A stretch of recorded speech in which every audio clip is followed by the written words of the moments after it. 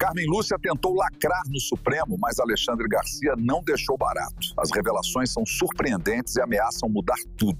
Durante o julgamento, ela fez provocações incisivas. O local e o momento foram estratégicos. Vamos revelar por que isso é crucial. Garcia expôs como a Carmen Lúcia cavou seu próprio destino. As críticas nas redes sociais são apenas o começo de algo maior.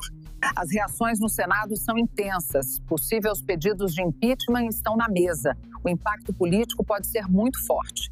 O cenário jurídico e político está em ebulição. Vamos revelar todos os detalhes agora e no final você vai entender o que pode acontecer com os envolvidos. Tudo começou com uma frase dita por Carmen Lúcia em pleno julgamento no STF. Não podemos estar numa ágora em que haja 213 milhões de pequenos tiranos soberanos. Pode parecer apenas retórica, mas não foi. Alexandre Garcia reagiu de forma contundente. Ele enxergou ali um desprezo pela democracia direta, um ataque velado à própria essência do povo brasileiro. Afinal, se todos são pequenos tiranos, o que resta da soberania popular? Garcia desmonta essa ideia com lógica pura. Se todos fossem tiranos, ninguém teria poder sobre ninguém. Seríamos, por definição, uma democracia, não uma ameaça. A ministra Carmen Lúcia, nesses dias, deve ter sido alvo de xingações e sugestões para que o Senado a inclua na lista de pedidos de impeachment de ministros do Supremo.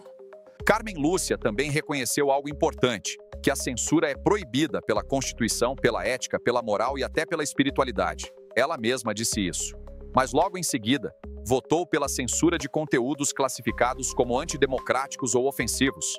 Categorias que, convenhamos, são tão amplas que permitem qualquer interpretação.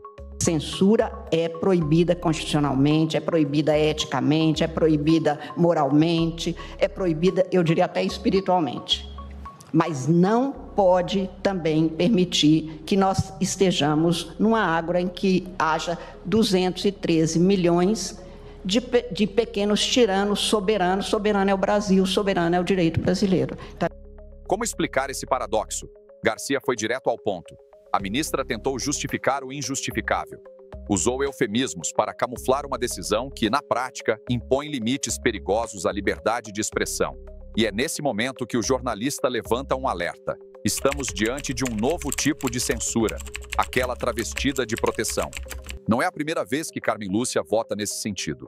Em 2022, às vésperas da eleição, ela apoiou a censura prévia a um documentário da Brasil Paralelo sobre a facada sofrida por Bolsonaro. Um conteúdo que, segundo ela, não deveria circular por estar perto demais do processo eleitoral. Mas censura prévia é proibida expressamente no artigo 220 da Constituição.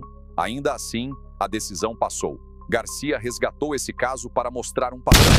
Quando se trata de restringir a informação sob o argumento de proteger o sistema, a ministra parece sempre pender para o lado da proibição, mesmo quando isso fere princípios constitucionais básicos. O que estava em julgamento agora eram os artigos 19 e 21 do Marco Civil da Internet. Esses trechos protegiam as plataformas digitais de responsabilização direta por postagens de terceiros. Um ponto fundamental para garantir o livre debate. O Congresso já havia aprovado esses artigos há mais de uma década, mas com 8 votos a 3, o Supremo Tribunal Federal decidiu anulá-los. Os votos contrários vieram de André Mendonça, Nunes Marques e Edson Fachin. 3 ministros que, nesta sessão, lembraram algo simples e poderoso. Quem faz leis no Brasil é o Legislativo. O Judiciário apenas as interpreta. Não deveria reescrevê-las. Alexandre Garcia destacou a gravidade dessa ruptura institucional.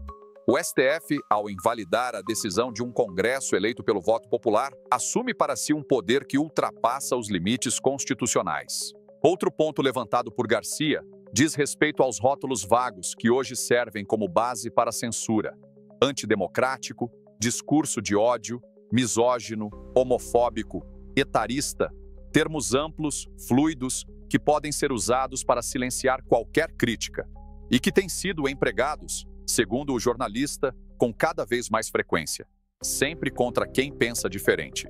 O alerta é claro: quando o que define o que pode ou não ser dito depende da interpretação subjetiva de autoridades, todos correm risco, inclusive aqueles que hoje aplaudem tais decisões.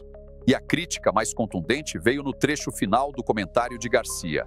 Ele questiona a lógica da nova decisão. Uma sátira ou ironia pode ser removida imediatamente por atacar a democracia. Mas uma calúnia, difamação ou injúria, essas terão que aguardar ordem judicial, ou seja, o humor virou crime. Mas o crime real, aquele que destrói reputações, ficou protegido por burocracia. Garcia ilustrou com uma analogia perfeita. Calúnia é como um travesseiro de penas jogado do alto de uma torre. Uma vez solta, espalha-se. E agora, nada poderá impedir essa chuva até que o judiciário permita. As redes sociais reagiram com fúria. A fala da ministra virou trending topic. Milhares pedem o impeachment. Outros defendem sua postura como corajosa. Mas o ponto central é este. O Supremo Tribunal Federal tomou uma decisão que afeta diretamente o direito de todos se expressarem.